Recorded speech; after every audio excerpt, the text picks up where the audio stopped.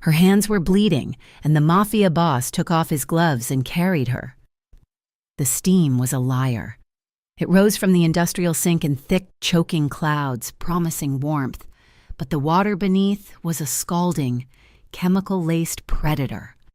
Elena Caro kept her head down, her world reduced to the scrape of metal on porcelain and the relentless pounding bass that bled through the walls from the club floor. This was her second job of the day, and the clock on the wall, stained with grease, showed it was already past 2 in the morning. She was a creature of the back rooms, a janitor and a dishwasher at the Velvet Room, a place that thrived in the city's decay. It was a grimy downtown nightclub that pretended to be high class, all cracked red vinyl and mirrors that had seen too much. It was also a known clearinghouse for the city's less savory elements, a neutral ground where men in sharp suits came to exchange envelopes and whispers. Elena's hands were the price of her survival. They were a roadmap of her exhaustion. The skin was raw, red, and chapped from the bleach and industrial soap. Thin, white scars crisscrossed her knuckles from broken dishes, and angry chemical burns blistered her palms. She wore cheap, thin cotton bandages wrapped around the worst of the cuts, but they were perpetually damp and gray, soaked through with dirty water. She hid the pain, swallowing it down with her pride. Endurance was the only currency she possessed. She worked, she hurt, and she stayed silent.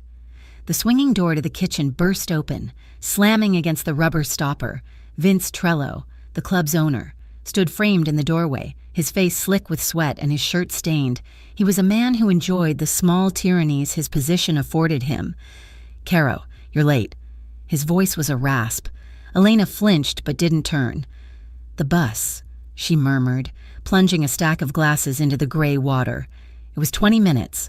20 minutes. You think I care about the bus?" he sneered, walking into the kitchen. He was close enough now that she could smell the stale whiskey on his breath. "You're 20 minutes of my time. My money.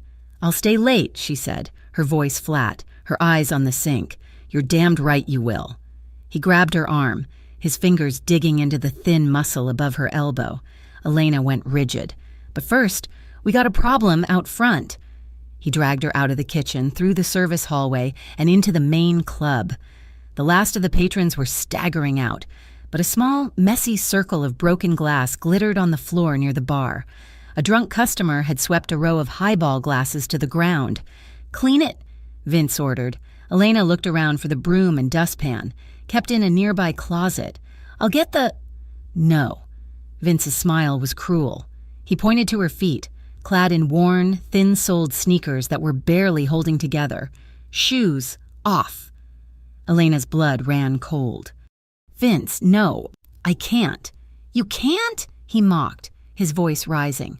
"Or you won't. You think you're better than this floor, Caro. You're late and you're sloppy. Take them off and clean it up. I want to know you feel it. A little reminder." He was doing this for the remaining bouncers, to show he was in charge. Humiliating her was a sport. Shaking, Elena bent down and untied the ruined laces. She slipped off her shoes, her damp socks peeling away. The floor was sticky and cold. She walked to the edge of the glass. "Get on with it," Vince snapped. She took a breath and stepped onto the shards.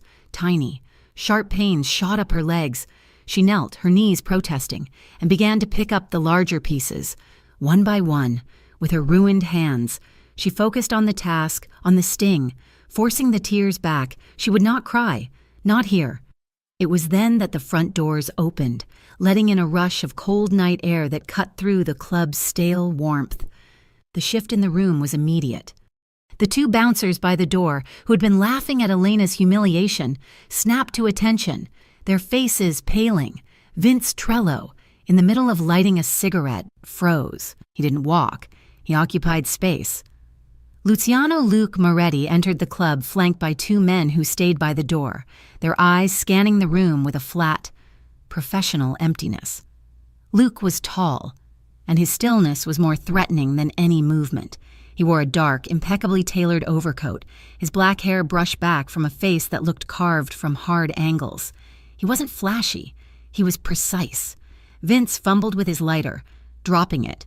Luke, Mr. Moretti, I wasn't expecting you." Luke's gaze was cold. He didn't look at Vince. He looked at the ledger book sitting open on the bar. The delivery was short. Vince... Again. A mix-up. Vince stammered, scrambling to pick up his lighter, his face a mask of sweat. "Just a small bookkeeping error. I swear, I'll have it fixed." "You had until 10 o'clock, Luke said. His voice was low, a rumble of gravel, but it carried across the empty room. "It is now 2:37. It was only then that his eyes moved. They swept the room, cataloging everything, the bouncers, the panicked owner, and then they landed on Elena. She was still on her knees, frozen. A sharp piece of glass held between her bandaged thumb and forefinger. Their eyes met for a fraction of a second. He saw it all. The bare feet, the glittering shards, the raw, bleeding knuckles. His expression did not change. There was no pity, no anger, just a deep, unsettling observation, as if he were filing her away, a minor detail in a larger, flawed equation. He turned his gaze back to Vince. The temperature in the room seemed to drop another 10 degrees. "A problem," Luke stated. It was not a question. "No, Luke, no problem," Vince said, stepping in front of Elena, blocking her from Luke's view. "Just cleaning up a little mess. Allow me to get what I owe you. In the back, please." Luke said nothing, just gave a curt nod. Vince all but ran to his office. Luke stood by the bar, waiting. He didn't look at Elena again. She stayed perfectly still, a prisoner of the broken glass. When Vince returned with a thick envelope, Luke took it, counted nothing, and turned to leave. His men fell in behind him, and the door shut, leaving the club in a silence more terrifying than the noise. Vince, vibrating with rage and residual fear, whirled on Elena. "What are you still doing on the floor? Get this place cleaned, then get the hell out of my sight." An hour later, Elena was in the back alley, her final task of the night. The air stank of rot, stale beer, and rain. Her feet had small, stinging cuts, but her hands were the real problem. The club was locked. This was the last thing. She had to lift the heavy, overflowing trash bins so the collection truck could get them in the morning. She gripped the cold metal edge of the first bin. She pulled, her muscles screaming. It wouldn't budge. She tried again, putting her whole body into it. A sharp, searing pain shot from her palm up her arm. She looked down. The largest cut, the one she'd been nursing for a week, had split open again through the cheap bandage. Blood, dark in the single yellow light of the alley, welled up and dripped onto the pavement. It was too much. The glass, the humiliation, the pain, the unending, crushing weight of it all. A sob, hot and ragged, broke from her throat. She leaned her head against the filthy brick wall, and for the first time that night, she cried. She cried in silence, her shoulders shaking, the blood from her hand mixing with the grime on the wall. A car door shut softly at the end of the alley. Elena froze, wiping her face with her one good arm. Footsteps, heavy and measured, echoed on the pavement. She shrank back, trying to make herself invisible. Luciano Moretti stepped out of the shadows. He stood there for a moment, his overcoat unbuttoned. He looked at his bare wrist, then at the ground, as if searching. "Forgot my watch," he said, his voice startling in the quiet. Then he saw her. He saw her pressed against the wall. He saw the overflowing bin, and he saw the dark, steady drip of blood from her hand. Elena watched him, her heart hammering against her ribs. He was a predator, and she was cornered. He reached into his overcoat pocket and pulled out a pair of expensive-looking black leather gloves. He didn't say a word. He just held them out to her, an offering. She stared at the gloves, then at his face. I can't," she whispered, her voice trembling. "Take them," he said. It wasn't a request. She tried to lift her injured hand to show him why she couldn't, but it was shaking too badly, covered in fresh blood. He stepped closer, into the small pool of light. He looked from her face to her hands. He really looked at them. He saw the raw, chemical-burned skin, the old white scars, the new, gaping wound. His jaw tightened almost imperceptibly, wordlessly. He put his own expensive gloves back into his pocket. "What are you?" she started to say. edging along the wall. He moved before she could finish the thought. It was fast, efficient, and utterly terrifying. One arm slid under her knees, the other came around her back, lifting her off her feet as if she weighed nothing. A strangled cry escaped her. "No, put me down, I have to work." "You have to bleed?" he countered, his voice rough. He was already walking, carrying her away from the filth, toward the gleaming black sedan parked at the mouth of the alley. The car looked like a void, a shadow waiting to swallow her. He opened the passenger door and went to place her inside. The second her back touched the cold, impossibly soft leather. A different kind of panic seized her. It was the confinement. The click of the lock, the sudden, overwhelming scent of him, clean wool and something metallic, and the sheer, terrifying reality of being trapped by a man. She didn't scream. She fought. "Let me go." Her voice was a choked rasp. She clawed at the door handle, her bloody hand smearing on the polished wood trim. "Don't touch me! Get off me!" It was a primal, desperate reaction, born from a place deeper and darker than the alley. Luke was in the driver's seat, the door still open. He hadn't started the car. He hadn't moved to restrain her. He simply watched her, his face unreadable in the dashboard's dim glow. He held his hands up, palms out, showing they were empty. "I am not touching you," he said, his voice flat and even. "I'm not moving." He just sat there, giving her the space. He didn't yell. He didn't grab her. He waited. The sheer stillness of him was more disorienting than an attack. Her panic, finding no purchase, slowly receded, leaving her exhausted and shaking, huddled against the door. He waited another 10 seconds. "May I close my door?" She nodded, biting her lip, tasting her own blood. He shut the door. The heavy thud sealed them in. He started the car, the engine a low, powerful purr. He drove, not fast, just smoothly, through the crumbling, sleeping city. Elena stared out the window, watching the broken streetlights pass. "Where are you taking me?" "A doctor." He didn't take her to a hospital. There were too many questions at a hospital. He pulled up to a quiet, unmarked brownstone in a neighborhood that had seen better decades. He got out, came around, and opened her door. But he didn't offer a hand. He waited for her to move. She slid out, her legs unsteady. Inside, it was sterile, quiet, and felt illegal. A thin man in a medical coat, his eyes weary, was waiting. He didn't ask her name. "Hand," he said. Luke spoke from the doorway. "Clean the burns, stitch the cut, discreetly."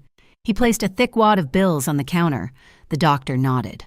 All business. The cleaning was agony. The stitches were sharp, pulling stings, but the doctor was quick, and when he was done, her hands were wrapped in clean, white, thick gauze. They looked alien, like paws. When she came out, Luke was standing by the window, looking out at the empty street. He turned. "I have to go back," she said immediately, the words sounding foolish even to her. "Vince, he'll fire me." Luke looked at her, really looked at her, as if she were a puzzle he couldn't solve. "That job is killing you. He's killing you. It's all I have," she whispered. Shame and defiance warring in her. He drove her, but not to the club. He stopped 2 blocks away. The sky was turning a sickly gray, the first hint of dawn. He cut the engine. "I can't pay you back," she said, staring at her bandaged hands. "For the doctor." It was not a loan. He reached into his coat and pulled out a simple, cream-colored business card. It had only a name, Luciano Moretti, and a 10-digit number. "What is this?" "An option," he said. "If you ever decide you want out, if you want something else." She took the card. The thick stalk felt heavy, dangerous. "I don't even know what you do." A shadow of a smile touched his lips. "I'm in the collections business." He started the car. "Go on." She got out. She didn't say thank you. She just walked away, the clean bandages stark against her dirty clothes. She walked the 2 blocks, her mind reeling. But when she turned the corner to the velvet room, Vince was waiting on the sidewalk, smoking, vibrating with rage. He must have seen the black sedan pull away. "So," Vince sneered, tossing his cigarette into the gutter, "you left with him. What did you tell him? You little rat. Huh? Spying for him? No, Elena said, exhausted. I don't know him. I cut my hand. He took me to a doctor. A doctor? Vince laughed, a short, ugly bark. Moretti doesn't take dishwashers to doctors, you stupid girl. He buys them, or he buries them. What did you promise him? Nothing, Get out. He spat on the ground near her feet. You're done. You're fired. You talked to him. You're poisoned now. He reached into his pocket, pulled out a crumpled $20 bill and a few ones, and threw them at her feet. That's what you're owed. Don't ever let me see your face again. He went inside, and she heard the deadbolt slam home. Elena stood on the sidewalk as the sun began to rise, painting the clouds in shades of gray and dirty pink. She looked at the money on the pavement, $24. She looked at her clean bandages. She looked at the business card clutched in her good hand. She was fired. She had no money. She had nowhere to go, and her hands were still bleeding, underneath the gauze. The smell of stale urine and chemical disinfectant was a thick, cold blanket. It clung to the damp air of the bus station restroom, a place meant for transient misery, not for sleep. Elena Caro had her knees drawn to her chest, her back wedged into the corner of the stall, the one with the broken lock. She'd been there for 2 days. Her $24 had bought her a bottle of water and 3 stale protein bars from a vending machine. The rest she hoarded. Sleep was impossible. Every time a door slammed or footsteps echoed on the cracked tile, her body would jolt, her heart pounding a frantic rhythm against her ribs. She was running on the fumes of fear. The clean white gauze on her hands was already gray. The clinic doctor had given her a small bottle of pills for the pain and infection, but she'd lost them somewhere in the blur of the first night. A deep, aching throb had started in her left palm, radiating up her arm. She was cold, but she was also burning. A fever was fogging the edges of her mind. She must have dozed, a shallow, restless dip into unconsciousness, because the next thing she knew, a shadow blocked the thin light coming over the stall door. Elena's eyes snapped open. A man was standing there. He wasn't one of the usual lost souls of the station. He was clean.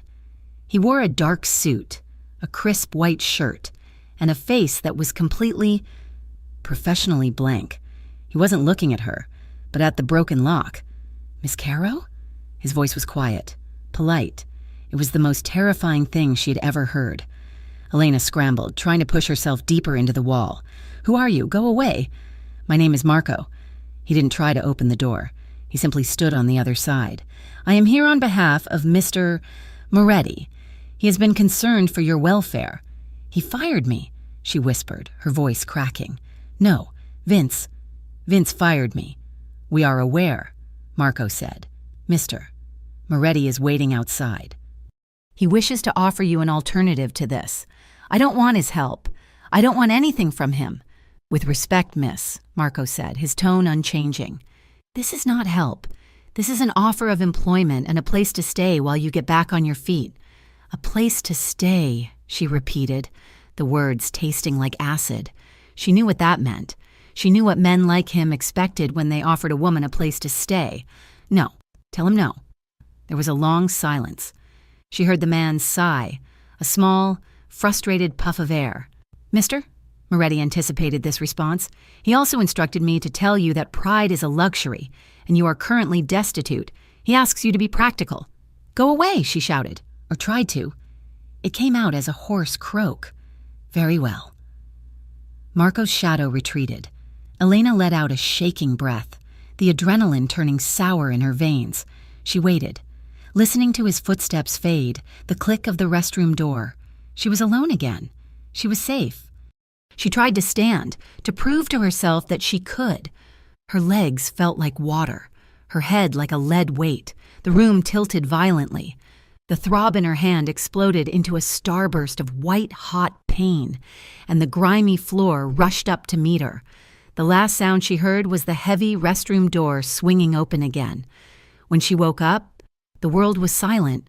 The silence was the first thing she noticed, not the distant roar of buses, not the hiss of plumbing, not the murmur of lost voices, just a deep, profound quiet, like a blanket of new snow. The second thing she noticed was the light. It wasn't the flickering yellow of the bus station or the harsh blue of the alley. It was soft, gray morning light, pouring in from a window that seemed to be the size of an entire wall.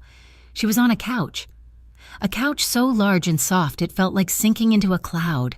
The material under her cheek was a fine, smooth wool, not the vinyl of a bus station bench. She was covered by a cashmere throw blanket, impossibly light and warm. Elena sat up too fast. The room spun, and she fell back against the cushions with a groan. Her head pounded. Easy. The voice came from across the room. She turned her head, wincing. Luciano Moretti was sitting in a dark leather armchair, a steaming white mug held in his hands. He wasn't in his overcoat. He wore a simple black sweater and dark pants. He looked less like a crime boss and more like a man in his own home, which, she realized, this was no safe apartment, and this was a penthouse.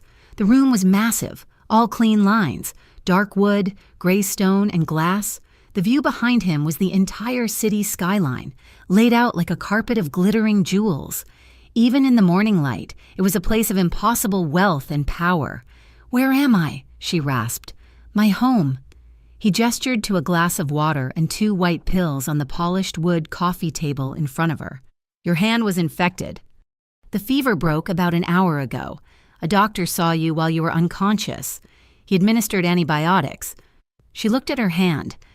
The gray, filthy bandages were gone. In their place was a professional, sterile white wrapping, taped neatly at the wrist. "Marco," she said, remembering. I told him no." "You did." Luke agreed. "Then you collapsed." It made the decision simpler. She pushed herself up, slower this time. Ignoring the dizziness, she swung her legs over the side of the couch. Her dirty, ruined sneakers had been removed. Her feet were bare. The rug beneath them was thick and soft. She saw her own grimy jacket and backpack in a heap by the door, as if they were a contagion that had been contained. "I have to go," she said, trying to find the conviction in her voice. "Where?" he asked. It wasn't a challenge, it was a simple question. "Back to the bus station? You will be dead in 3 days, or worse. That's not your problem." "It became my problem when I saw you on your knees in Trello's club," he said, his voice flat. "It became my problem when you smeared blood on the inside of my car." He stood up, not menacingly, just moving. He was tall, and the space seemed to mold around him. "This is the arrangement, Elena. You will stay here. You will eat, you will recover. There is a room for you." He pointed to a closed door. "It has its own lock. You will be safe." "Safe?" she scoffed, clutching the blanket. "From what? Everyone but you?"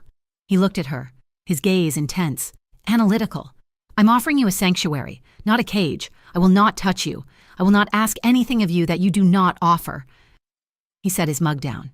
"The alternative is the street. The choice is yours. But if you choose the street, I won't send Marco for you again." She stared at him, searching for the lie. She was a mouse, and he was a hawk, and he was telling her he just wanted to watch her eat. It made no sense. But the memory of the bus station, the cold, the smell. "Why?" she finally whispered. "Why do this?" "I have my reasons," he said.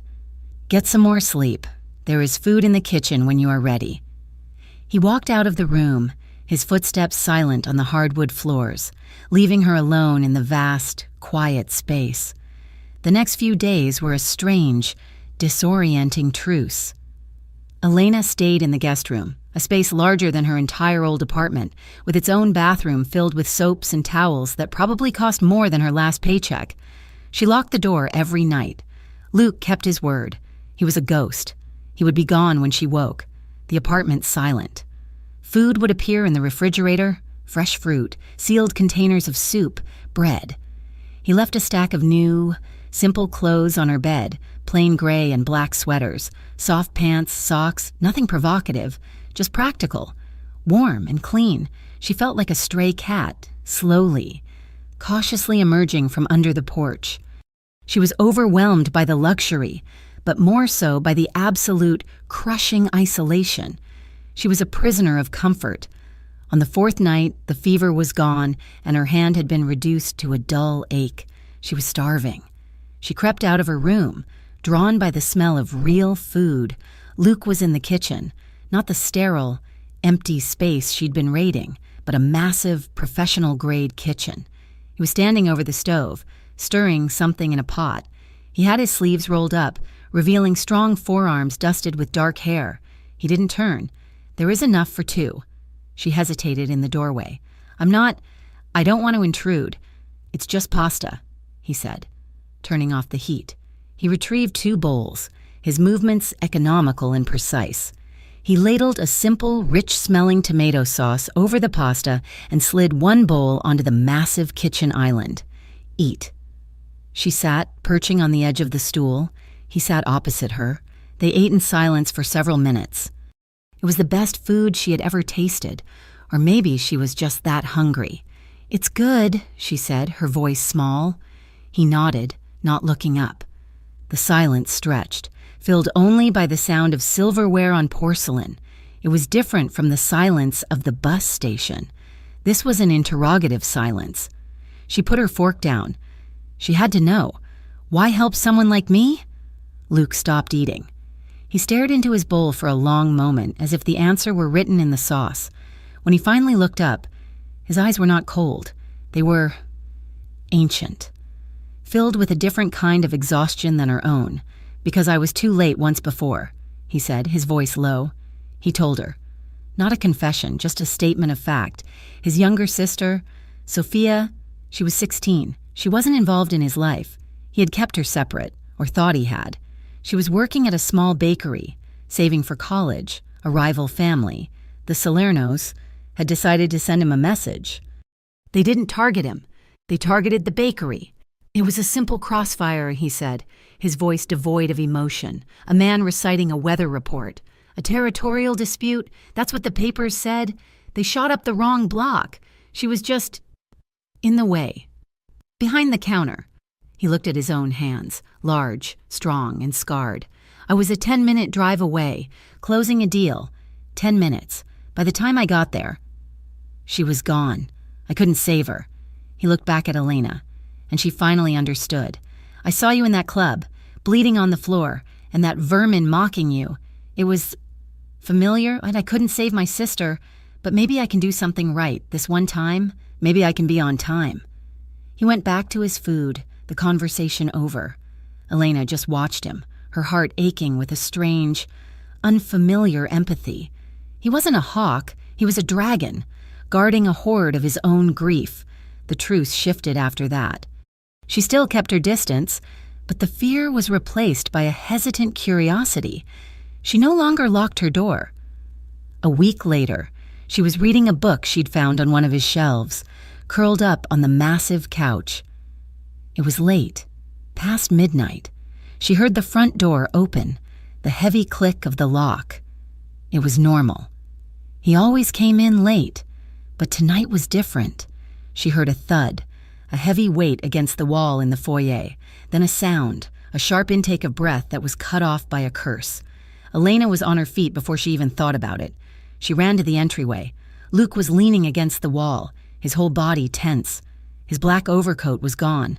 His white shirt was not white. It was soaked. A dark, glistening crimson from his shoulder down his left side. His face was pale, beaded with sweat, and there was a deep, bleeding gash over his right eyebrow. He looked up as she approached, his eyes unfocused for a second before they sharpened, locking on her. "Luke!" "Go back to your room, Elena." He ground out, pushing himself off the wall. He swayed, and his left hand, was wrapped around his right side, blood seeping between his fingers. "You're hurt," she said, stating the obvious. "A disagreement," he hissed, trying to move past her toward his office. "With the Salernos, you're bleeding." She grabbed his arm, the good one. He flinched at her touch, but she held on. "You need a doctor." "No doctors," he said, shaking his head. "No hospitals. They'll have men watching." He stumbled, and she caught him, her small frame straining under his weight. She realized, in that moment, that the power dynamic had completely, terrifyingly, reversed. "Where?" she demanded. her voice hard, the voice she used to use on lazy bus drivers. "Where's the first aid kit?" He pointed vaguely. "My bathroom, big cabinet." She half-dragged, half-guided him through the penthouse, into his own massive, dark-themed bedroom, and into the adjoining bathroom. It was a cavern of black marble. She sat him down on the closed lid of the toilet, his head falling back against the wall. She found the kit. It wasn't a small plastic box, it was a professional-grade trauma bag. She opened it. Her hands, still tender, but no longer bandaged. Shaking, gauze, antiseptic, butterfly stitches, tape, shirt, she said. He tried to unbutton it, but his fingers were slick with his own blood. "Damn it," he muttered. "Stop." Elena grabbed a pair of shears from the kit. She cut the expensive shirt from his body, fabric and blood parting, revealing the damage beneath. It was bad. The cut over his eye was deep, but the real problem was his side.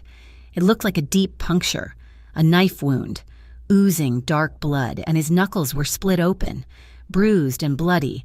He had been in a fight, a real one. She went to work. The alley, the bus station, the filth, they had prepared her for this. She wasn't a guest in a penthouse. She was a survivor, and he was wounded.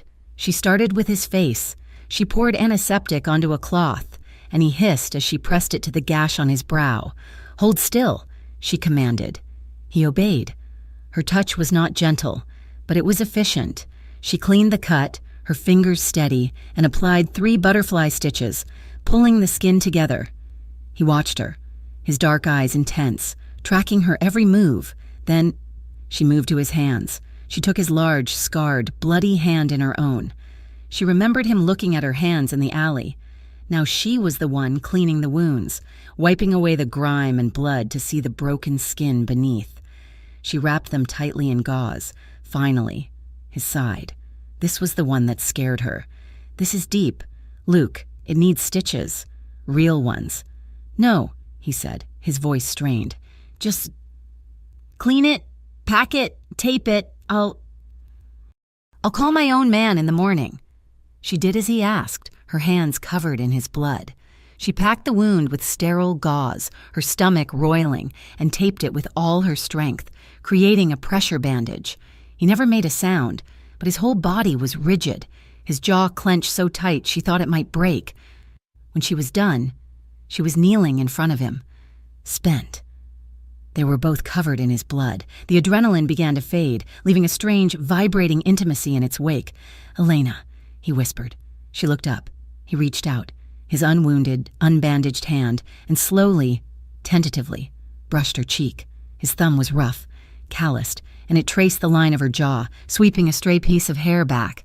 It was the softest touch she had ever known. She didn't pull away. Instead, she found her own hand, the one that was mostly healed, reaching out. She didn't touch his face. She touched his hand, the one he had just used to touch her. She laid her palm against his, her fingers tracing the old, white scars on his knuckles, the ones that had been there long before tonight. He leaned forward, his forehead resting against hers. They just breathed. The air was thick with the smell of antiseptic and blood, but all she could feel was the warmth of his skin, the surprising softness of his breath against her face. He was too heavy to move back to the bed. She was too exhausted to stand. "The couch," she murmured. She helped him limp to the living room, to the couch where she had woken up. He collapsed onto it, lying on his back. He groaned as his side protested. Elena grabbed the cashmere blanket from the back of the chair and draped it over him. She pulled the coffee table closer, put the glass of water and the pain pills on it. She should go back to her room. She should leave, but she couldn't. She sat on the floor, her back against the couch, near his shoulder, just to watch, just to make sure he kept breathing. "Elena," he said again, his voice thick with pain and exhaustion. "Stay." She looked at him. He shifted, a small, pained movement, making room for her on the wide cushion. It was not an invitation to passion. It was a plea for presence. Slowly, she climbed up, lying on her side, on top of the blanket, her back to the room. She was on the very edge of the couch, leaving feet of space between them, but he shifted again, a small grunt of pain, moving closer until his back was against hers. Just solid, warm contact. She expected to lie awake all night, her nerves screaming, but the heat from his body, the steady puff his breathing, the sheer exhaustion of the night, it all combined. He was the first to drift off. She felt the tension leave his body. A few minutes later, she found herself shifting, turning over, and her head, of its own accord, found the pillow of his good shoulder. She fell asleep, safe in the arms of the most dangerous man she had ever met. Luke did not sleep. He lay there, every muscle aching, his side a bonfire of pain, but he did not move. He watched her. He watched the way her face, finally free of fear, relaxed in sleep. He watched the steady rise and fall of her chest. She had seen him broken, bloody and weak, and she had not run. She had cut his shirt off and put him back together. He looked at the skyline, the city lights just beginning to fade into the pre-dawn gray. He felt the light weight of her head on his shoulder, the warmth of her breath on his skin. He had saved her from the street, but tonight, she had saved him from bleeding out on his own marble floor. Silently, he made a new resolution. It was not just about his sister anymore. He would keep Elena Caro safe. He would rain down hellfire on anyone who tried to harm her. He would protect her, not because she was like his sister, but because she was Elena, and she was asleep on his shoulder. To breathe clean air was a revelation. Elena's new world smelled of pollen, damp earth, and the sharp green snap of freshly cut stems. Luke had given her a job, not with a question, but as a statement. The small, elegant flower shop was called Carmine Street Flowers, a quiet, unassuming business in a respectable neighborhood. It was, Marco had explained on her first day, one of Mr. Moretti's legitimate enterprises. A front, a place to wash money, Elena assumed, but she did not ask. She was given the books, a small desk in a cold back room, away from the bright, welcoming burst of lilies and roses at the front. It was the first time in her life anyone had trusted her with numbers. She learned the ledgers, the invoices, the payroll for the 3 other employees. She learned the rhythm of the business, which was slow, predictable, and clean. A new person began to emerge from the wreckage of the old, her hands, no longer subjected to bleach and scalding water, healed. The skin was still scarred, but it was soft. The stitches were long gone, leaving only a thin, white line on her palm, a reminder. With her first real paycheck, a thick envelope of cash. Because Luke did not deal in banks for people he was hiding, she bought new clothes. Not the soft grays he had provided, but clothes of her own. Dark jeans, sturdy boots, 2 sweaters that were warm and thick. She still lived at the penthouse. It was a gilded cage, but it was safe. Luke remained a protective, looming presence. More shadow than man. He was gone most days, busy with his other, darker business. But his protection was absolute. She never waited for a bus. Marco was always waiting, engine idling, to take her to and from the shop. She never paid for food. The kitchen was always stocked. But the world was watching. The other women in the shop, a florist and 2 part-time assistants, treated her with a delicate, fearful respect. They saw the black car. They saw the quiet, serious man who drove her. They saw the way she would sometimes stare at her hands, lost in a memory they could not access. Rumors began to circulate. The whispers were inevitable. She was not an employee. She was a possession. She was Luciano Moretti's new mistress. Elena heard it one afternoon from a delivery driver, arguing with the florist. "I'm not waiting.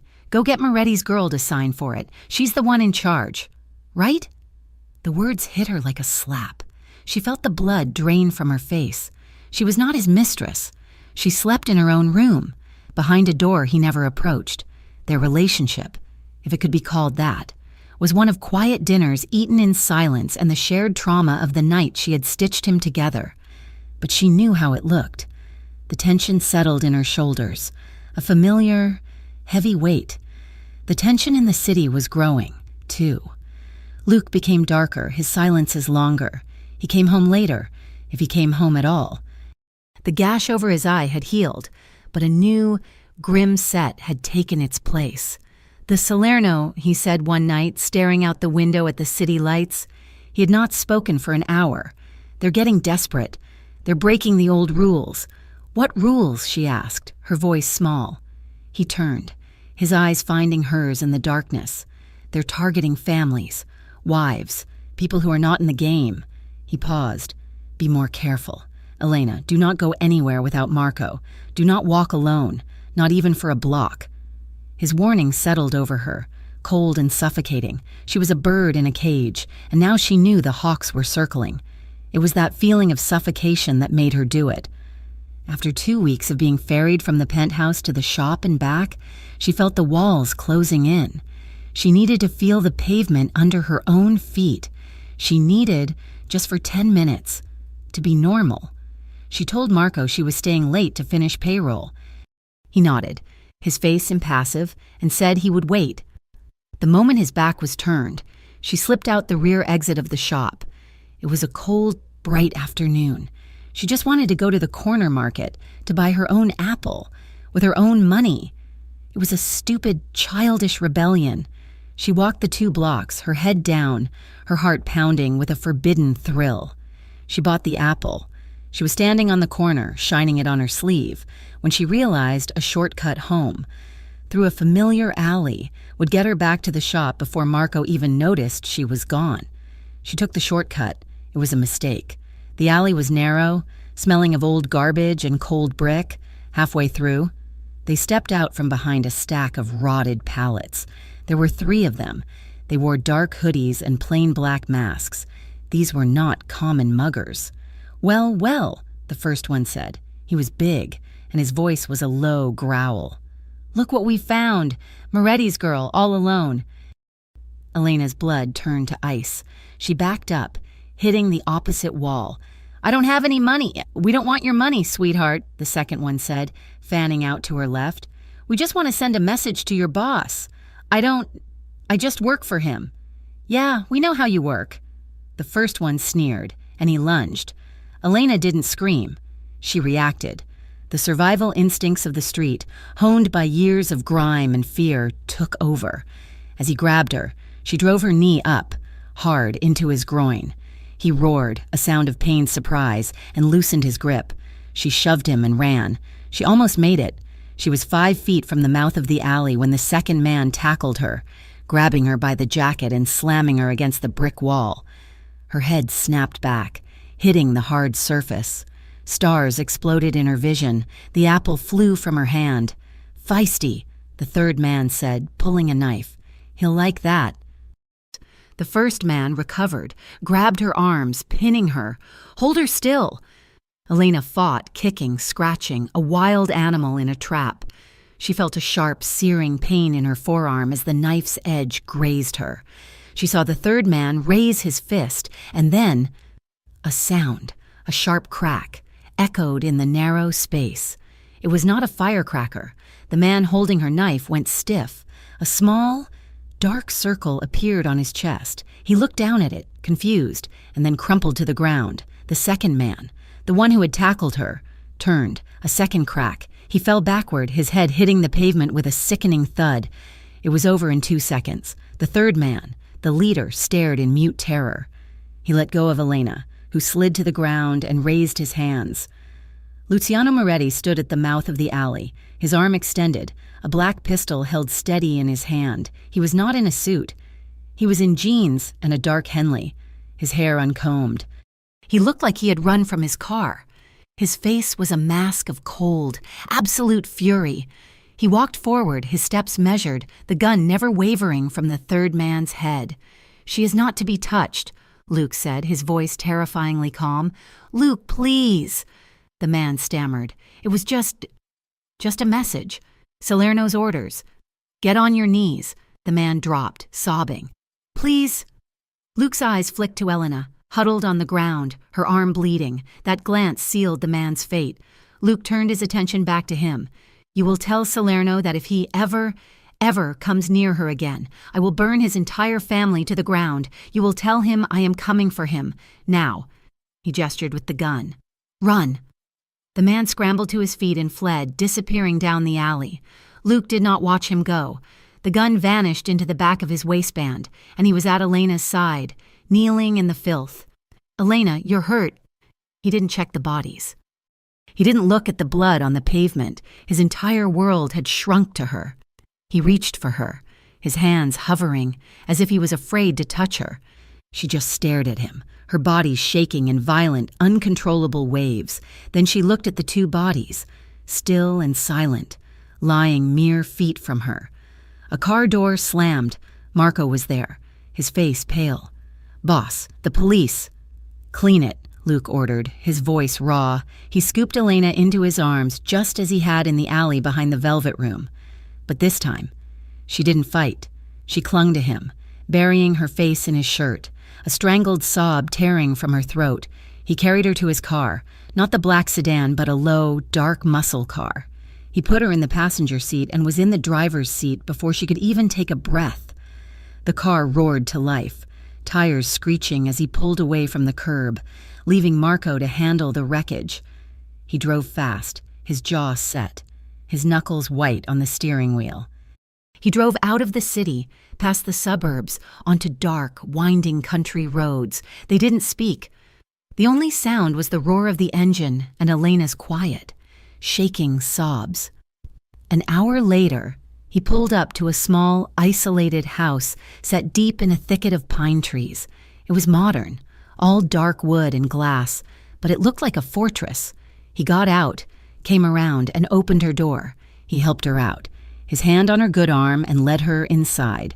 The interior was sparse but warm, a fireplace, a simple couch, a kitchen. He engaged a series of heavy deadbolts and, she noticed, lowered steel shutters over the windows with the flip of a switch. They were sealed in. He turned to her.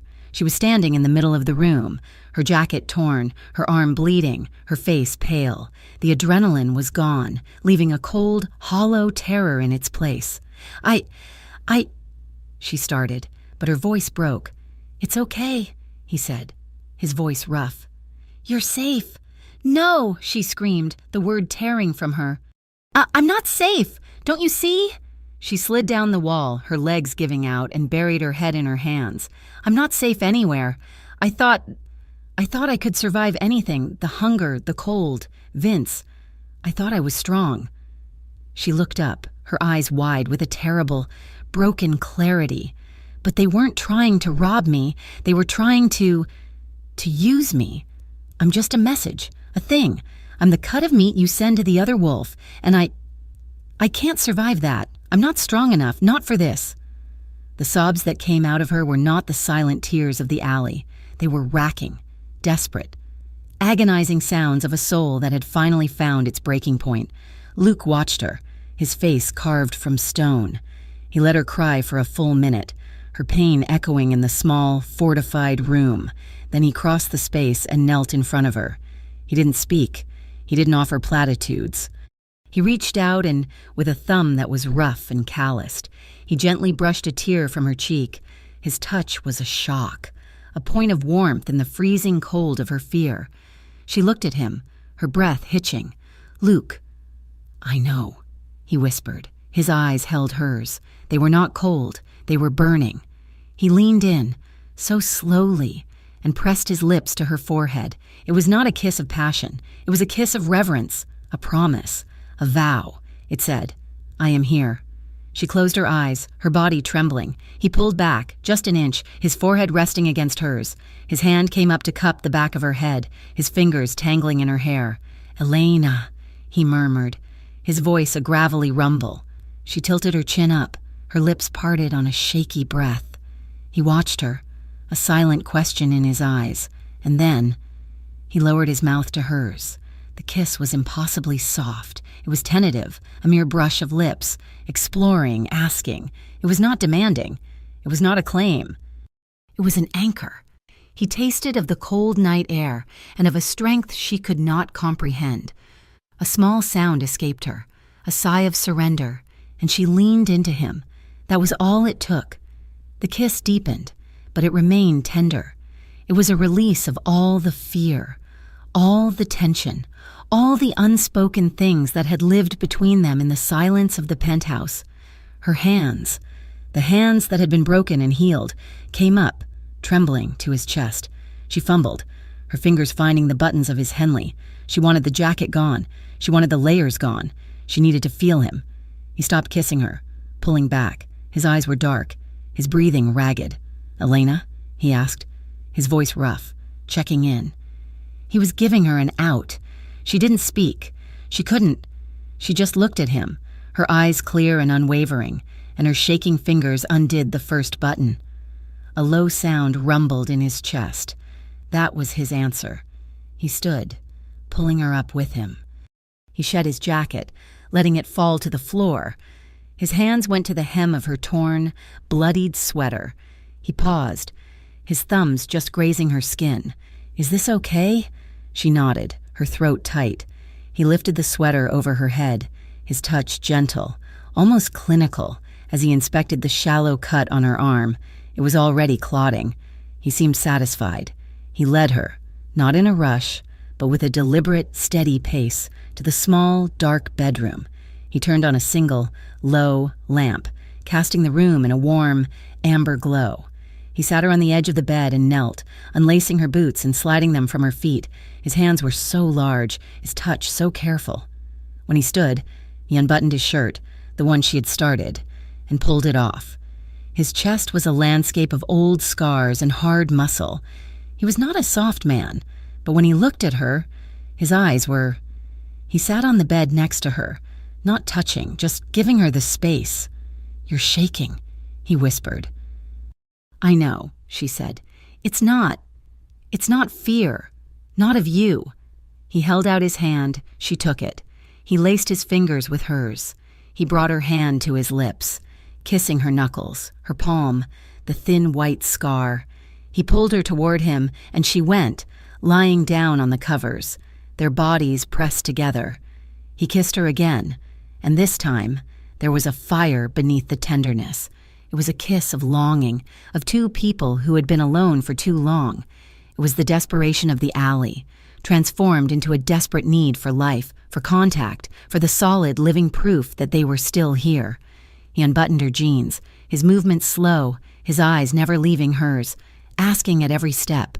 She arched into his touch, her hands exploring his shoulders, his back, the warmth of his skin. This was not about power, or possession, or messages. This was about respect. It was about the release of her terror and the grounding of his protection. After, they lay tangled in the sheets, her head on his chest, his arm heavy and warm around her. The steel shutters made the room perfectly dark, perfectly silent. For the first time, she couldn't hear the city. She was tracing the old, faded scar on his side, the one she had cleaned and bandaged in his penthouse. He was watching her, his fingers slowly combing through her hair, a small smile, the first genuine, unguarded smile of her adult life, touched her lips. "What?" he whispered, his voice deep. She looked up at him, her eyes clear in the shadows. "I'm not scared." And for the first time, in the arms of the most dangerous man in the city, in a house built to withstand a war, she was telling the absolute truth. The safe house was a bubble. For 3 days, the world was nothing but the scent of pine, the crackle of a wood fire, and the 4 walls of the hidden house. The steel shutters remained down, sealing them in, and the silence was a tangible thing, broken only by their own voices. They were, for the first time, just a man and a woman. They cooked. Elena discovered, to her quiet amusement, that Luciano Moretti, a man who commanded a criminal empire, was useless in a kitchen. He burned the toast 2 times. He used salt instead of sugar. On the second night, she found him staring at a box of pasta, his expression as grim as if he were facing a rival. "Let me," she said, gently nudging him aside. She, who had made meals from stale bread and ketchup packets, took the simple ingredients and made a sauce from scratch. They ate at the small wooden table, not in silence, but with a new, hesitant conversation. He asked her where she was from, and she told him about the Gray, anonymous suburb she had run from. She asked him, Nothing. She was afraid to break the spell. The healing was not just physical. Her arm, where the knife had grazed her, was healing. An angry red line. His wounds from the fight with the Salernos were long, faded scars, but the other, deeper wounds, the fear in her, the grief in him, began to ease. On the third morning, he was trying to make coffee, and he dropped the entire bag of beans. They scattered across the floor like dark, rattling marbles. He stood there, staring at the mess with an air of profound defeat. Elena, watching from the doorway, laughed. It was not a small, polite sound. It was a real, unrestrained laugh, bubbling up from a place that had been silent for years. The sound shocked her into silence. It shocked him more. He looked up, his face a mask of surprise, and then a slow, unused smile cracked his own hard features. He laughed, too, a low, rough rumble. They cleaned up the mess together, their hands brushing, and for a few hours, they were just people. The bubble popped on the fourth day. It was not a sound, but a presence, a knock. It was not a casual knock. It was a code. Luke was on his feet, his gun in his hand, before the second tap. He looked through the peephole. Marco, he breathed, his shoulders dropping. He unbolted the heavy door. Marco was not in a suit. He was in fatigues, his face pale and grim. He carried a heavy duffel bag of supplies, which he dropped inside the door. He did not look at Elena. He looked only at Luke. "Boss," he said, and the single word was filled with dread. "It's Trello, Vince Trello." Luke's face went hard. The man who burned toast was gone. The Mafia boss was back. "What about him?" "He's been talking," Marco said, his voice low and fast. "To everyone. He's the one who gave you up to the Salernos. He's the one who told them where to find." He glanced at Elena. "The weakness. And he's been talking to the police. He's trying to cut a deal, trading his intel on you for his own freedom." Luke's silence was more violent than any shout. He simply nodded, absorbing the betrayal. "That's not all," Marco said. He reached into his pocket and pulled out a small, clear plastic bag, like the kind used for evidence. Inside was a single, folded piece of paper.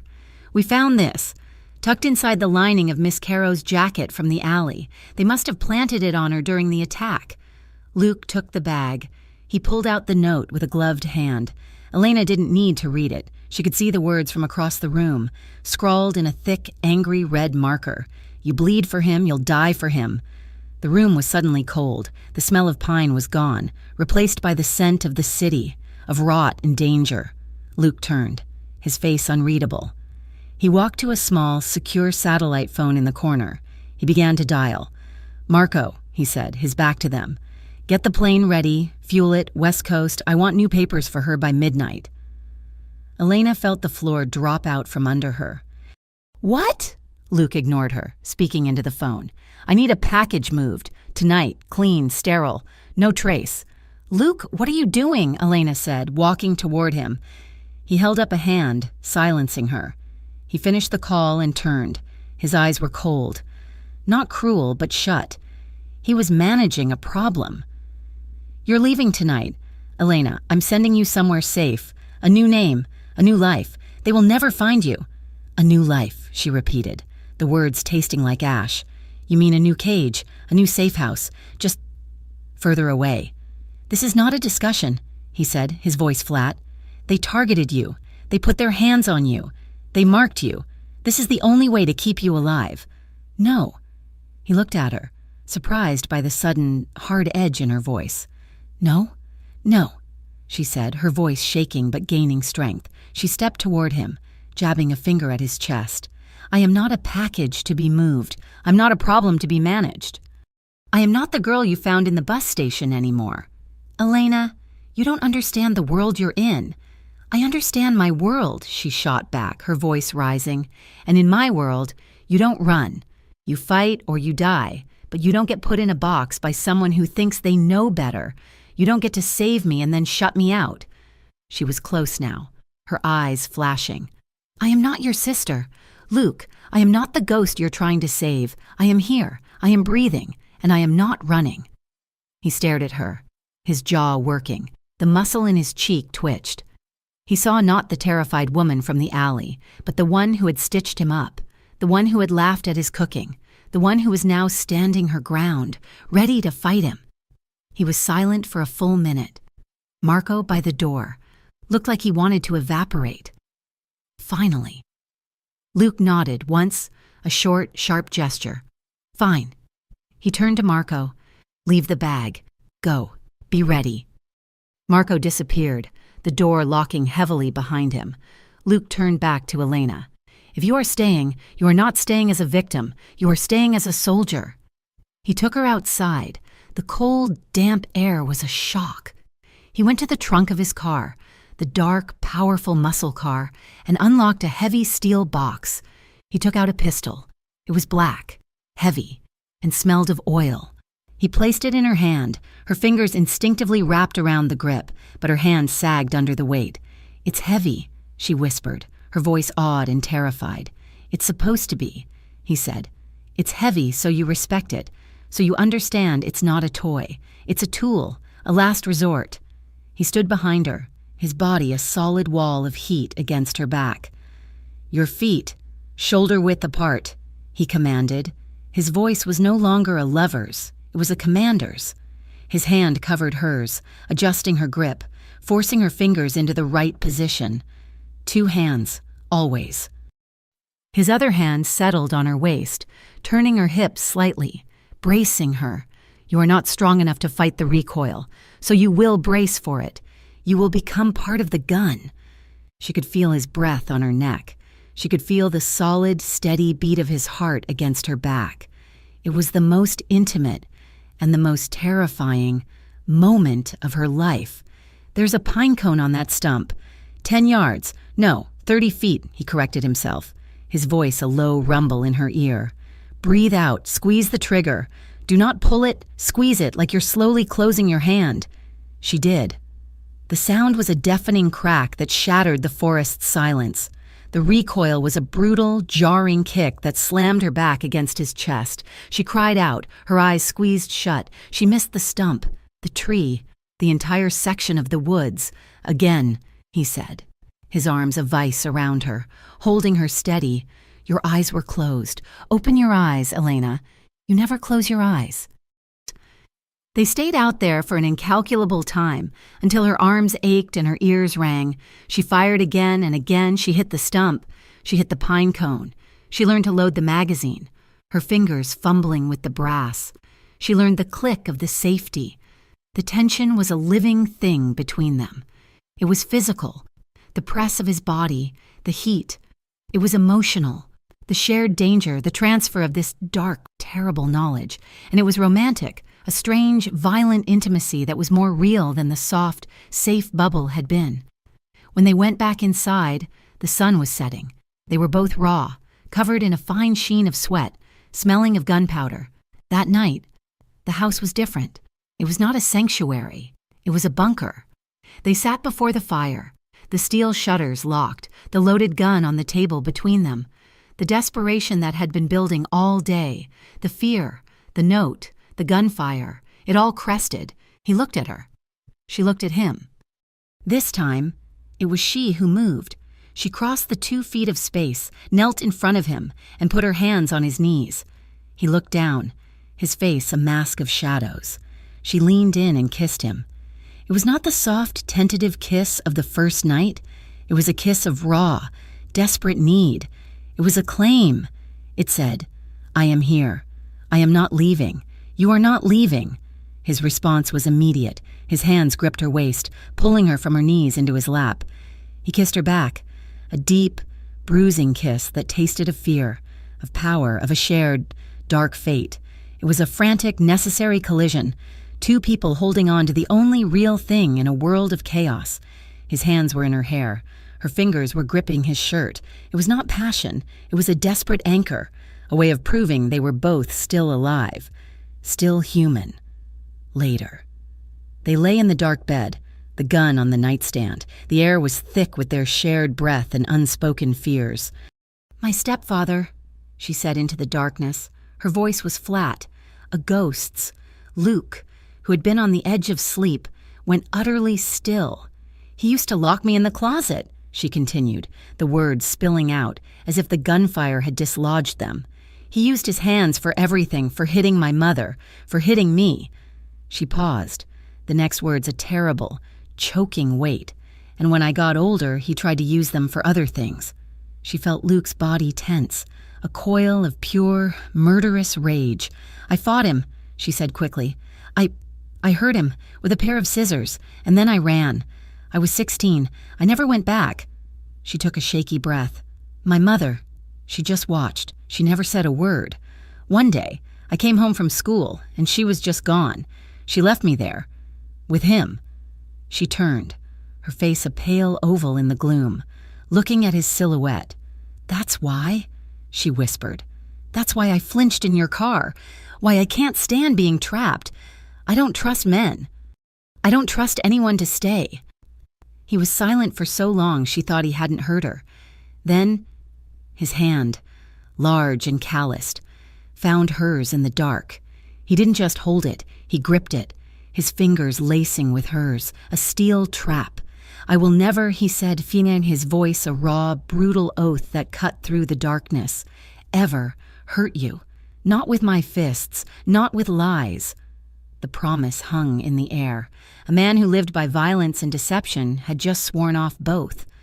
Elena let out a breath she felt she had been holding for 10 years. I don't need a savior. Luke, her voice was stronger. I'm not that 16-year-old girl anymore. I don't need you to fight my battles for me. She squeezed his hand. I just need someone who won't leave. He pulled her closer, his arm wrapping around her, pulling her against his chest. He kissed the top of her head, his lips moving against her hair. Then I'm staying, he said. The promise settled over them, a comfort against the dark. They fell asleep like that, a fortress of two. The promise was tested at dawn. Morning came, gray and cold. Elena was the first to wake. She was in the kitchen, her hand on the coffee pot, when Luke appeared in the doorway. He was dressed, his gun already in his waistband. He didn't look at her. He looked at the woods. They're here, he said, his voice flat. Before she could ask who, the world exploded. It was not a sound. It was a feeling, a heavy thud, thud, thud against the side of the house, like a giant pounding. The steel shutters. They were shooting at the house. Heavy caliber rounds, glass shattered from the one window they hadn't covered, a small one over the sink. Down, Luke roared. He tackled her, throwing his body over hers, shielding her as they skidded across the kitchen floor. Gunfire erupted from all sides, a deafening, terrifying hailstorm of bullets shredding the wooden walls, tearing through the furniture. The back! We have to go! He bellowed in her ear. He grabbed her, pulling her, crawling. Keep your head down! Move! They moved through the house, a war zone of splintering wood and flying plaster. He kicked open the back door.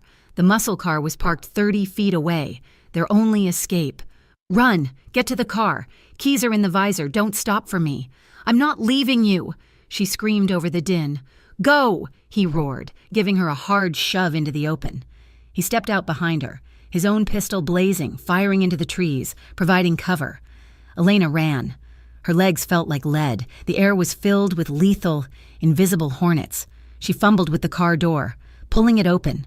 She heard a sound, a wet, sickening thwack, like a baseball bat hitting a side of beef. Luke grunted, a sharp, pained sound. He stumbled, falling against the side of the car. Luke! He was hit. A dark, spreading stain was blossoming on his shoulder. Near his chest, he clutched it, his face pale, but his eyes were still on fire. He shoved her, hard, into the driver's seat. Drive, he bellowed, collapsing into the passenger side, his gun clattering to the floor mat. You're shot! Drive, Elena, he roared, his hand slick with his own blood, grabbing her arm.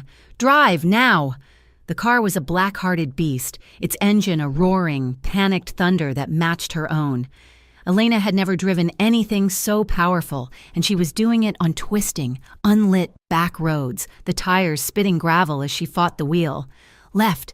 Luke grunted from the passenger seat. His voice was a wet, thin rasp. She yanked the wheel, the car sliding, and she screamed as the headlights illuminated a row of trees she had almost met. I cannot do this. You are. he breathed. He was slumped against the door, his left hand, his good hand, clamped over the bloody ruin of his right shoulder. It was not working. The dark blood was everywhere, soaking the fine leather, filling the car with a coppery, metallic, sharp smell of death. "It's too much," she sobbed, her foot heavy on the accelerator. "It's too much blood. Pressure, Elena, you have to keep pressure." She was driving with one hand, with her other. She reached over, shoving her own small, trembling fist onto his, pressing his hand harder against the wound. He let out a sound, a deep, agonizing groan that tore her in two. "I'm sorry," she cried. "I'm sorry. Where? Luke, where are we going?" "Eri," he panted. "The clinic, another 2 miles. The animal clinic. Sign. With the owl. An animal clinic. You need a hospital." "No hospitals," he commanded, a flash of the old steel in his voice. "Aris, he's a friend." She saw it. A small, weathered sign reflecting her high beams. A carved wooden owl. She slammed on the brakes, turning the wheels so hard the car fishtailed and shot up a long, dark driveway toward a low, dark building. He was fading. His eyes were closing. His face a pale, waxy gray in the dashboard lights. "No," she said, her voice a low growl. She slammed the car into park and unbuckled, leaning over him. "No, you do not. You promised you were staying." She shook him, her bloody handprint staining his good shoulder. "Luke, wake up!" His eyelids fluttered. "You cannot die," she whispered, her voice cracking, the tears streaming down her face, hot and fast. "You cannot leave me. Do you hear me? You promised you would stay, and I cannot lose you. I cannot go back. I will not." The clinic door burst open. A square of yellow light and a man ran out, short, bald, and carrying a medical bag. "Get him inside, on the table, now." Together they hauled Luke from the car, his arms slung over their shoulders. He was a dead weight. They got him through the doors, not into a waiting room, but a sterile, steel operating theater. "Get out!" The man, Eris, snapped at her, already cutting away Luke's blood-soaked shirt. "Wait in the front. He's bleeding." "I am stopping the bleeding. Go!" Elena stumbled into the small, cold waiting room. It smelled of antiseptic and dog food. She stood there, her body vibrating with adrenaline, her hands covered in his blood. She stared at them. Her hands. They were always bleeding. But now, it was not her blood. She sank into a hard plastic chair and waited. Hours passed, the gray light of dawn. The same light that had illuminated the attack began to seep through the blinds. She did not move. She just stared at the tile, her mind replaying every second. The note. "You bleed for him. You'll die for him." The words echoed, taking on a new, terrible meaning. The note was wrong. He was bleeding for her. He had taken a bullet that was meant to be leverage against him. She was the leverage. She was the weakness Marco had named. She was the open wound in his defenses. She thought of his sister, Sophia, the girl he could not save, and she looked at the operating room doors. He was in there, dying or close to it, because he was trying to save her. She would not be the reason he died. She would not be his Sophia. Eris finally emerged, pulling off a surgical mask. His face was streaked with sweat and blood. "He's stable," he said, his voice flat. "It missed the artery, but just barely. He lost a great deal of blood. I gave him 2 pints of my own. He's unconscious. He'll sleep for at least a day, but he will live." Elena's body went limp, the relief so profound it was painful. She let out a single, dry sob. Can I see him?" He was pale, so pale. Against the white sheets of the small recovery cot, an intravenous line was in his good arm.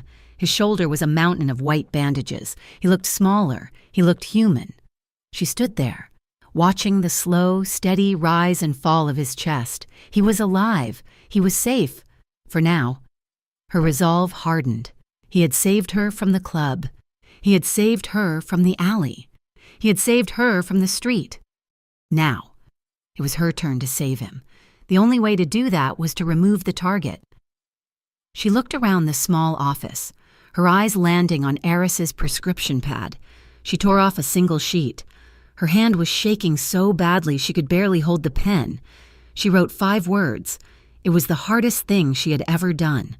She placed the note on the small table by his bed, where he would see it the moment he woke. She leaned down, her lips brushing his forehead. A ghost of a touch. "I'm sorry," she whispered.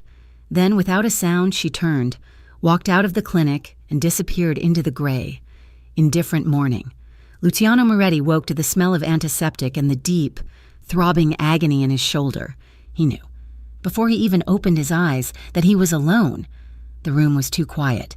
The air was too still. He opened his eyes. The room was empty. The cot opposite his was bare.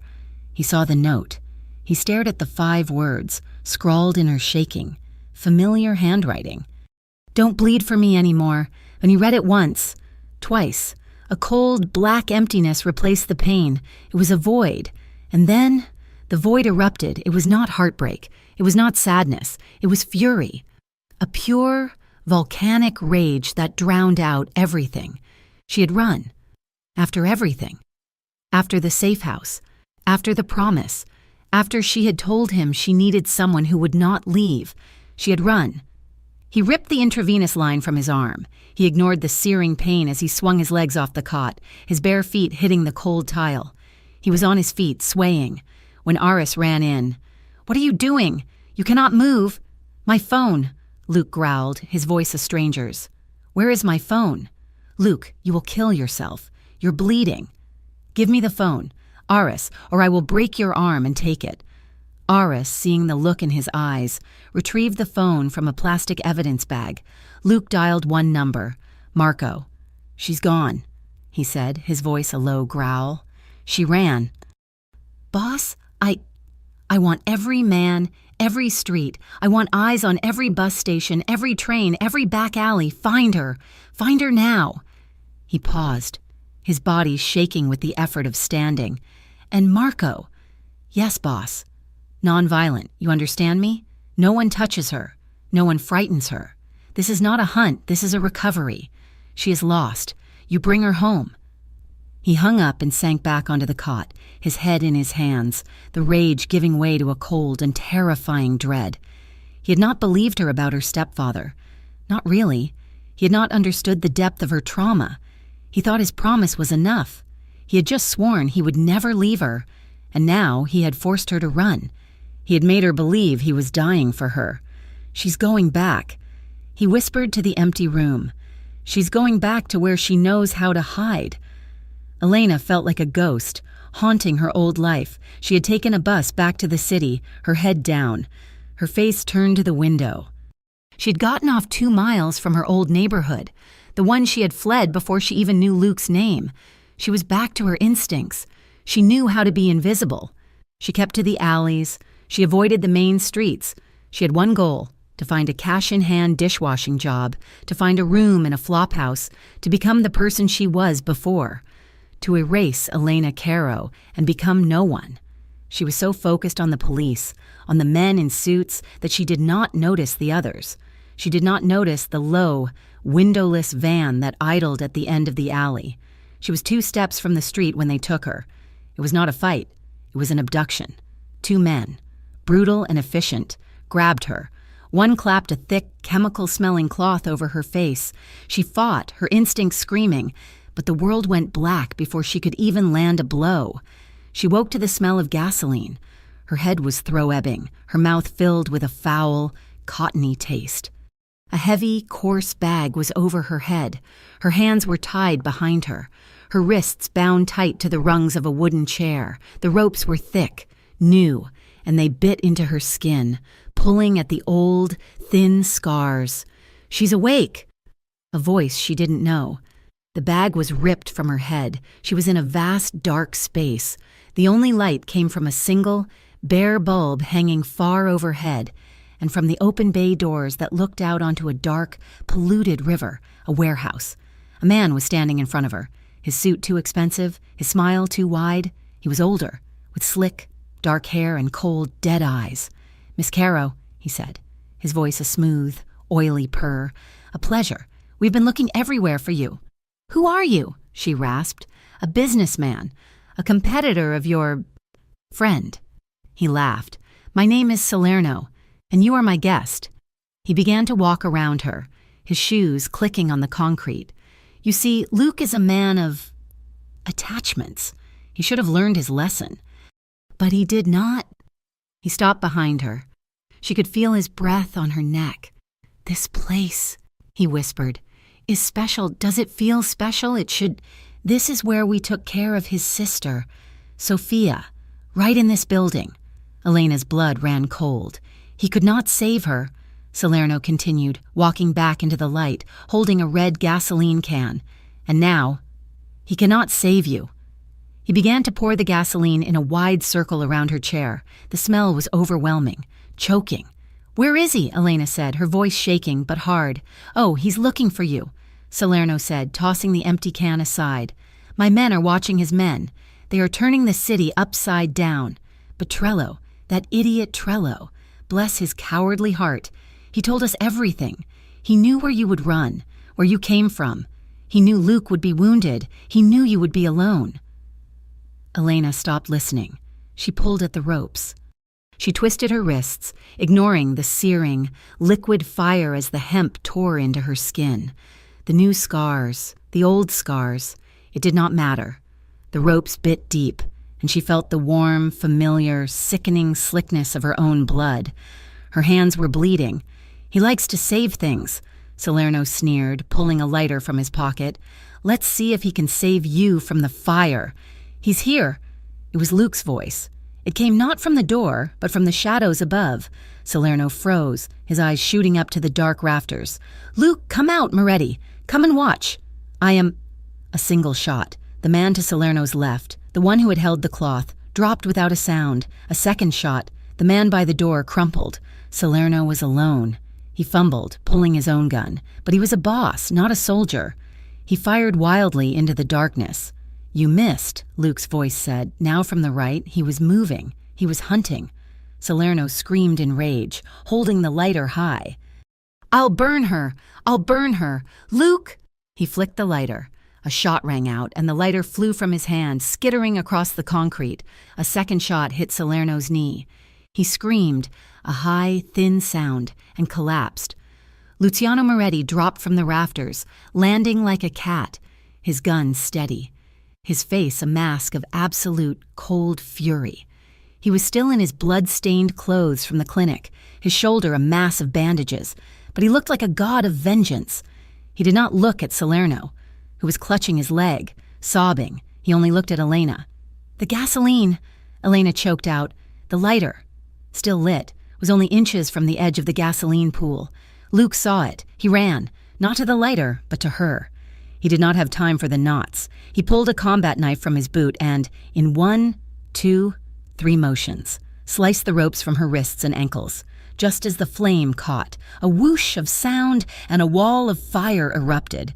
A perfect circle around them. Elena screamed, throwing herself against him. I have you! He roared over the sound of the flames. He didn't look for an exit. He just looked at her, his eyes checking her for wounds. He saw her hands. He saw the raw, bloody pulp where the ropes had been. His face tightened into something beyond rage. He shoved his gun into his waistband, and before she could take a breath, he scooped her up, his good arm under her back, his wounded arm under her knees. He grunted in pain but did not slow. He carried her. He turned his body, his back to the worst of it, and he walked directly through the wall of fire. The heat was instantaneous, searing, stealing the air from her lungs.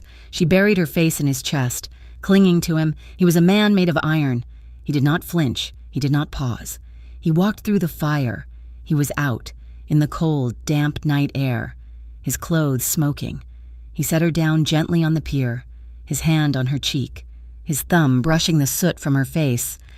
She was coughing, gasping, her entire body shaking. He looked down at her hands, the blood welling up, dripping onto the wet wood. He knelt, his eyes lit by the fire of the burning warehouse behind them, finding hers. I told you I'd carry you, he whispered, his voice raw with smoke and a terrible, beautiful tenderness. Every time. The sirens were a distant, screaming lullaby, pulling them from the roaring silence of the fire. Elena was on the wet pier, wrapped in Luke's smoking jacket, her mind a blank, echoing space. He was the one who was wounded, his shoulder bleeding through a fresh bandage he had apparently slapped on at the clinic, but he was the one on his feet, giving orders. He had not let her go. He had carried her from the fire, set her down, and then stood as a shield between her and the world. His men, Marco and 2 others, had appeared from the shadows like magic, their faces grim, their guns drawn. They had secured Salerno, who was whimpering on the concrete, and now they were focused on her. "The hospital," Luke said, his voice a raw rasp, cutting through the crackle of the burning warehouse. Not Aris's, a real one. "Boss, the police." Marco started. "We will be gone before they get here. Get her there. Now." She was rushed to the emergency room, not as a victim of a gang war, but as a victim of a terrible accident. Luke's money, his power, moved in front of them like a snowplow, clearing the way. They gave her a private room. They told her she had been in a house fire, that her employer had rescued her. She survived. The diagnosis was minor burns on her face and neck, smoke inhalation, and deep, severe lacerations on her wrists. The doctor, a woman with kind, tired eyes, looked at Elena's hands with a professional pity. "These are old scars," the doctor said gently, cleaning the raw, bloody tracks left by the ropes. "But this is new. You were tied." Elena just nodded, her throat too thick with soot and pain to speak. Luke stood in the corner of the room, a silent, menacing shadow. He had refused all treatment for himself, his own bloody jacket still on, his face streaked with black soot. He looked like a demon guarding a bedside. "She will be safe here?" he asked. The doctor looked at him, unafraid. "She's a patient in a hospital." "Of course. But you," she said, pointing a pen at him, "need to be in a bed. You're bleeding." "I'm fine," he said. And the words were an iron door slamming shut. He waited until the doctor left, until Elena's hands were wrapped in thick, clean, white gauze. They looked like soft, white clubs. She stared at them, the 3rd set of bandages she had worn since meeting him. "Elena," he said. He crossed the room, his footsteps heavy. He sat on the edge of her bed. He did not touch her. "You're bleeding," she whispered, her voice hoarse, gesturing to his shoulder. "It doesn't matter." His eyes were not on her, but on the wall, on a future he was calculating. "They will not touch you again, ever. Salerno, Trello, anyone who even knows your name. I am ending it." "How?" she asked, but she was afraid of the answer. "You cannot kill them all." "No," he said, and his voice was cold, so cold. "I am going to bury them." He stood. "I am leaving. Marco will stay outside your door. You will not be alone. When you are released, he will take you to the penthouse. You will have everything you need. The flower shop is yours. The accounts, everything. It is all in your name now." "Luke, what are you talking about? Where are you going?" He turned, and for a second, the coldness in his eyes cracked, replaced by a deep, aching tenderness that was almost painful to see. "I promised I would stay," he said. "This is me, staying." He walked out of the room. He did not look back. The next time she saw him, it was 2 days later, on the television in her hospital room.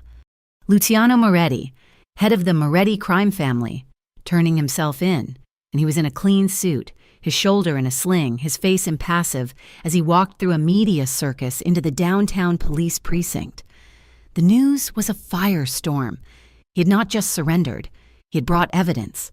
He had offered the city's corrupt police force and the federal government a deal they could not refuse. He gave them the Salernos, their entire operation, their supply lines, their political contacts. He gave them Vince Trello, whose cowardice had started it all. He gave them a list of names, a ledger of crimes that would decimate the city's underworld in exchange. He had asked for 2 things. The first was complete, total, and permanent immunity for a list of his own legitimate businesses, including a small flower shop named Carmine Street Flowers. The second was the protection of its new owner, Elena Caro, who was to be considered an innocent civilian, a victim of the Salerno's violence. And for his own part, for his role in the city's corruption, he would accept a deal. He would plead guilty. The courtroom was a circus. Elena sat in the back row, her hands, now free of bandages but red and raw, clenched in her lap. She wore a simple black dress, the nicest thing she owned. Marco, now her permanent, silent shadow, sat 2 feet away. She felt the whispers, the stares. That's her. That's Moretti's girl. The one he did it all for. And then he entered. He was in an orange jumpsuit, his hands cuffed in front of him. He had been in a holding cell for a week. He looked tired. He looked dangerous. He looked like a caged lion. He did not look at the judge. He did not look at his lawyer. He stood, Mo, and his eyes scanned the gallery, searching, until they found hers. He held her gaze. The judge read the charges. The lawyers spoke. Words like racketeering, conspiracy, and accessory filled the air. But it was all just noise.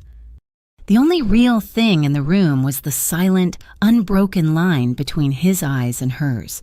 He was telling her he was sorry. She was telling him she understood. He was telling her to be strong. She was telling him she would wait. "Mr.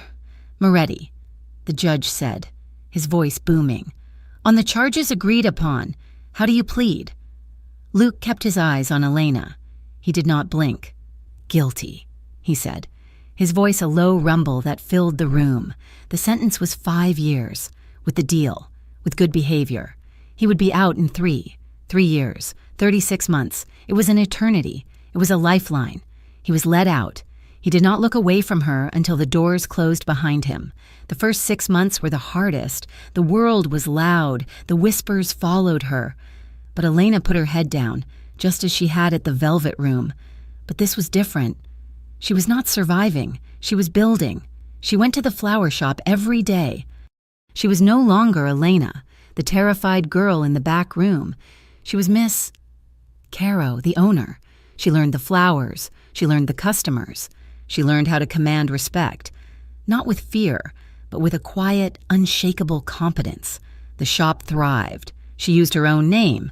She paid her own bills. She walked to work from the penthouse, which she was slowly, carefully, making her own. She replaced the dark, severe furniture with things that were warm and soft. And every weekend, she took a bus, a 3-hour ride upstate, to the gray, cold walls of the state penitentiary. The visiting room was a symphony of quiet desperation. The first few visits were through glass. They spoke on crackling phones, their voices flat and tinny. They stared at each other, their hands pressed to the partition, a useless gesture. After 6 months, he was moved to a lower security wing. She was approved for contact visits. The first time she sat across from him at a small, bolted-down table in a room filled with other families. She was so nervous she could not speak. He wore the prison-issued blue uniform. He was thinner, his face harder, but his eyes were the same. He reached across the table and, slowly, took her hand. His hand was rough, calloused from the prison workshop. Hers was soft, no longer burned by chemicals, but the scars, the white lines, were still there. He traced the one on her palm, the one from the broken glass. "You're well," he said, his voice rough from disuse. "You, too," she whispered. They talked, not of the fire, not of the Salernos, not of the blood. He asked about the shop. She told him about the new delivery van. She told him about the trouble she was having with the orchids. He told her about the books he was reading, about the dry, endless work in the library. Their connection, which had been forged in the screaming, violent chaos of fire and blood, was now being reforged in the quiet, patient monotony of waiting. It was no longer a desperate, clinging thing. It was stable. It was real. It was a quiet, domestic intimacy, played out under the watchful eyes of armed guards. One Sunday, a year into his sentence, she brought a cardboard box. "What is this?" he asked, eyeing the small, taped-up box. "It's just something." She pushed it across the table. "You should open it later." He opened it right there. Inside, nestled in tissue paper, were letters, dozens of them, small, folded sheets of paper, some of them prescription pad notes, some of them torn from a notebook. "Elena?" he asked, his voice confused. "I wrote them." she said, her face flushing. "That week, after I left you at the clinic, before the warehouse. I was hiding. I had no one to send them to. I was just talking to you." He took one out. The paper was cheap, the handwriting a frantic, desperate scrawl. "Luke, I am so sorry. I am a coward. I ran, but I could not be the reason. I could not be your Sophia." He unfolded another. "I am cold. I am back in the alleys. It is all right. I know how to do this. I hope Eris stopped the bleeding. I hope you hate me. It is better if you hate me." He read a third, and a fourth. They were a roadmap of her terror, her guilt, and her undeniable, terrifying love. They were the words she could never say, written by the girl she used to be. Luciano Moretti, the man who had faced down the Salernos, who had walked through fire, who had accepted a prison sentence without flinching, lowered his head, his shoulders, under the blue prison uniform, began to shake. Elena's hand flew to her mouth. She thought he was angry, but when he looked up, his dark, hard eyes were shining.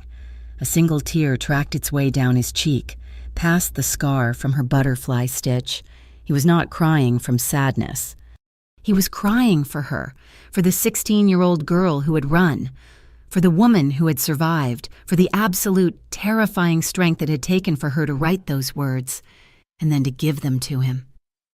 He reached across the table, his hand cupping the back of her neck, and he pulled her to him, kissing her, right there in the middle of the visiting room.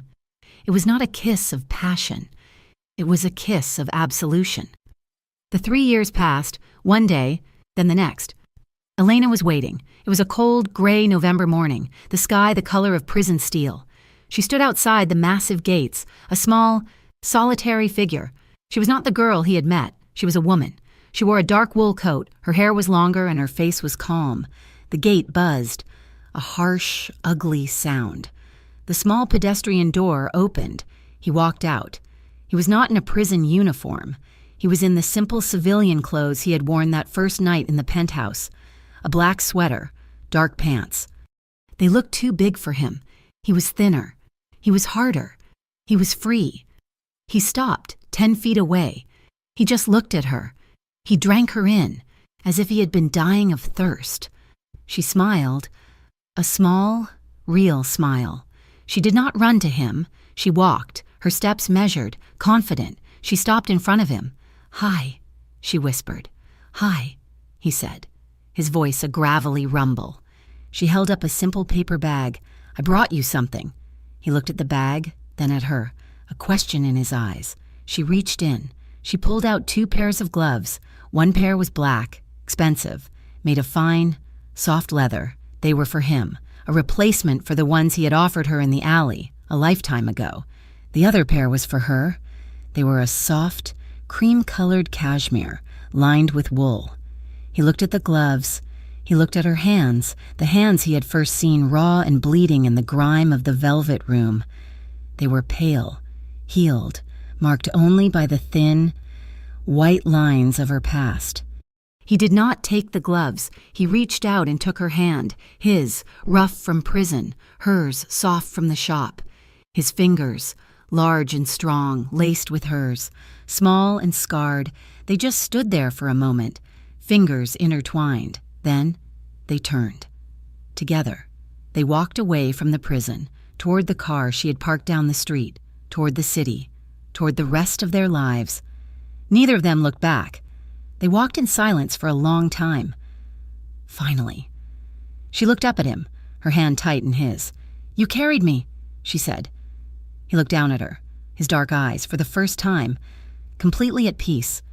He brought her scarred hand to his lips and kissed her knuckles. Now we walked together. "Thank you so much for listening to our story. We poured our hearts into bringing Elena and Luke's journey to life, and we are so grateful you joined us. We would love to know where you are listening from, so drop a comment and say hello. For more stories that will grip your heart, please subscribe to Mafia Romance Stories. And finally, what did you think? Did you feel the cold, the fear, the fire? Please share your thoughts with us in English. We read every single one.